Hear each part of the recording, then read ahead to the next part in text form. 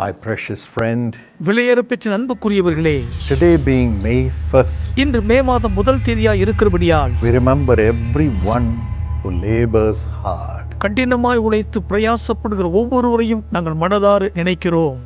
Today is the International Labor Day. இந்நாள் சர்வதேச உழைப்பாளர் தினமாகும். People labor in the mines, in the forests, in the deserts, and build houses, build infrastructure for a nation, for a people. ஒரு தேசத்துக்காக, ஜனங்களுக்காக சிறந்த வீடுகள், உள்கட்டமைப்புகளை ஏற்படுத்த சுரங்கங்கள் மற்றும் பலதரப்பட்ட காடுகள், வனங்களில், பாலைவனங்களில் மக்கள் உழைக்கிறார்கள். People labor in offices. அலுவலகங்களில் மக்கள் உழைத்து பிரயாசப்படுகிறார்கள்.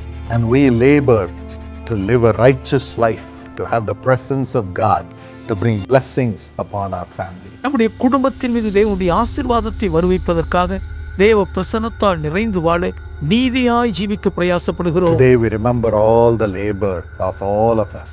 அனைவரோடும் கூட இணைந்து உழைக்கிற யாவரையும் இன்று மனதார நினைவு கூறுவோம். But you must remember, ஆனால் ஒன்று நினைவில் வைத்துக் கொள்ளுங்கள், God labored for 6 days 6 நாட்களுக்கு தேவனும் உழைத்து பிரயாசப்பட்டார். to bring forth this beautiful universe, அழகான இந்த அண்ட சராசரங்களை வெளியே கொண்டு வருவதற்காக, to bring forth you and me. உங்களையும் என்னையும் வெளிப்பட செய்வதற்காக Labored on the cross, அவர் சிலுவையில் மிக பிரயாசப்பட்டார். bring forth salvation ரட்சிப்பை பெற்றெடுத்தார். for all of us, நம் அனைவருக்காகவும், for us to be redeemed from the curse of sin. பாவ சாபத்திலிருந்து நாம் அனைவரும் மீட்கப்படுவதற்காய் உழைத்தார். So he says, ஆகவே அவர் சொல்லுகிறார், I will bless the work of your hands. உங்கள் கைகளின் கிரியைகளை நான் ஆசீர்வதிப்பேன். I will be with you as you work.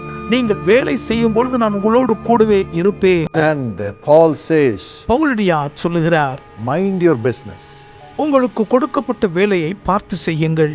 Work with your hands உங்கள் கைகளால் உழைத்து பிரயாசப்படுங்கள். and lead a quiet life. ஒரு அமைதலுள்ள ஜீவனம் பண்ணுங்கள். And you will have great success.